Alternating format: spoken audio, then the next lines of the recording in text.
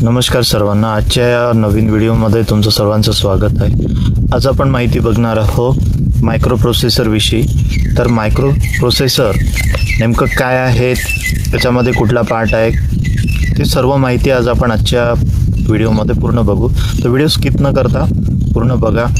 आवडलं तर लाईक करा, कमेंट्स करा आणि नक्कीच इतर गरजू व्यक्तीकडे शेअर करा. चला तर सुरू करूया. मायक्रो प्रोसेसर हा पी सीचा मेंदू असतो. ठीक आहे. मायक्रो प्रोसेसर सर्व अर्थमेटिकल अँड लॉजिकल कॅल्क्युलेशन्स आणि उपयुक्त डाटा प्रोसेसिंगचे काम करतो. मायक्रो प्रोसेसर हा असा घटक आहे जो कम्प्युटरचा ओव्हरऑल परफॉर्मन्सवर प्रभाव करतो. लक्षात आलं का?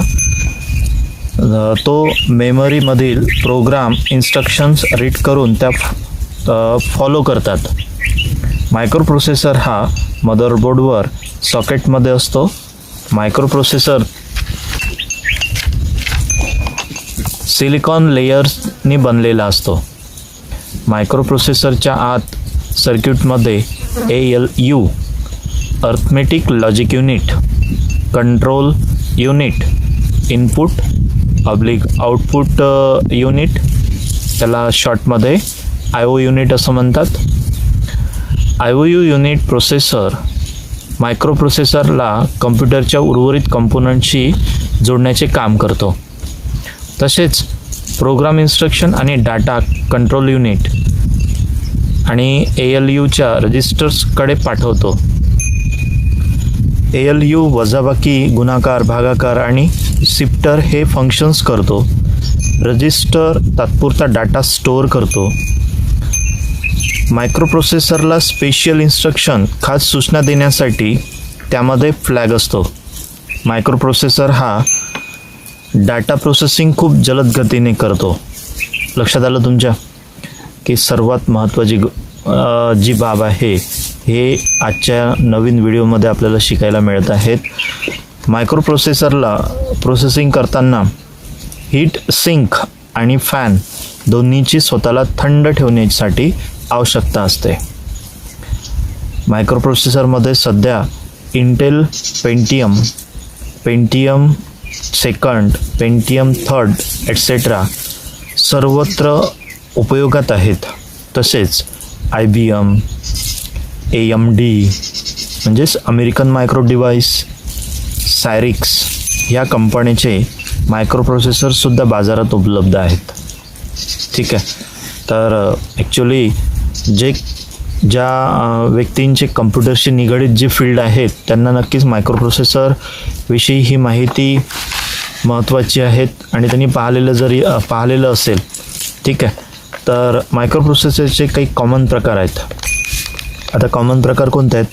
जसं Intel 8086, Intel 8088, Intel 8286, Intel 386SX, Intel 386DX, Intel 486SX, Intel 486DX, 486X2, 486DX4 असे 7 पार्ट्स आणखी पण आहेत. जसं बघा, first and second generation Pentium, then last नाही 9th नंबर आहे the current generation superfast Pentium, second and third. Then आहे last Celeron micro processor.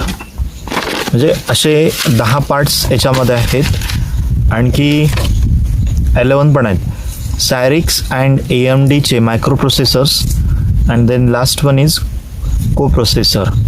तर फ्रेंड्स, हे 12 याचे काय दिले आहेत, पार्ट्स सांगितले या ठिकाणी. मायक्रो प्रोसेसरचे काही कॉमन प्रकार किती आहे? एकूण 12 प्रकारचे, म्हणजेच 12 प्रकारचे आहेत. तर हे पण आपण नेक्स्ट, जर तुम्हाला इम्पॉर्टंट वाटत असेल तर नक्कीच कमेंट्स करा. यावर सुद्धा माहिती आपण अशाच एक छोट्याशा व्हिडिओच्या मार्फत तुमच्यापर्यंत पोहोचू. जर तुम्हाला जी माहिती मी सांगितली ही मायक्रो प्रोसेसरविषयी ही जर आवडली तर नक्कीच त्यावर कमेंट्स करा. ठीक आहे. आता इन्स्टॉल वगैरे कसं करायचं ते पण आपण नंतरच्या याच्यामध्ये घेऊच व्हिडिओमध्ये. तर मायक्रो प्रोसेसर जी माहिती तुम्हाला सांगितली ही आवडली का नक्कीच सांगा. परत एकदा मी सांगत आहे की मायक्रो प्रोसेसर हा पी सीचा एक मेंदू आहेत, बरोबर आहे. आणि मायक्रो प्रोसेसरचे सर्व अर्थमेटिकल अँड लॉजिकल कॅल्क्युलेशन्स उपयुक्त डाटा प्रोसेसिंगचे काम करतो. सर्वात महत्त्वाचा पार्ट आहे मायक्रो प्रोसेसरचा. ठीक आहे. तर माझं नाव मनोज झाडके. व्हिडिओ आवडला तर नक्कीच सांगाल. ओके, या ठिकाणी पूर्णविराम देऊन थांबवतो. थँक्यू.